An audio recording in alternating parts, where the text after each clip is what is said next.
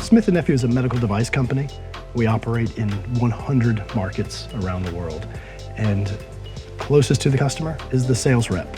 And while we call them a sales rep, really they're technical consultants.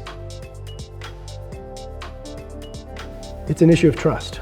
The customer assumes that this sales rep knows everything that can be known about the product. And when you don't, you lose credibility because you're there for support. And in the end, you still have to give the rep what he needs when he's standing in front of a healthcare provider whose job it is to heal the human body.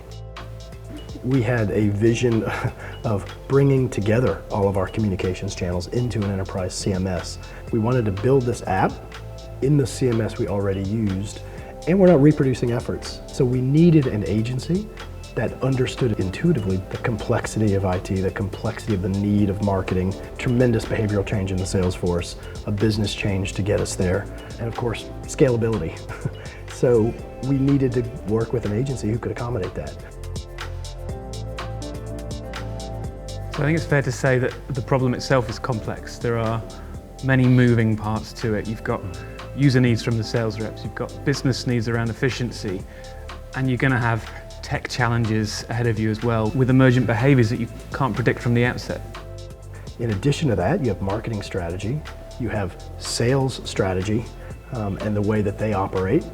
The mistake that we've seen before with other companies when they've failed projects is by dealing with a complex problem as if it were a complicated one, and throwing tech at something or throwing change at something. And it's only by dealing with all of these multifacets that you mentioned earlier that we can actually succeed in a project. We achieved our objectives in reducing print in the organization.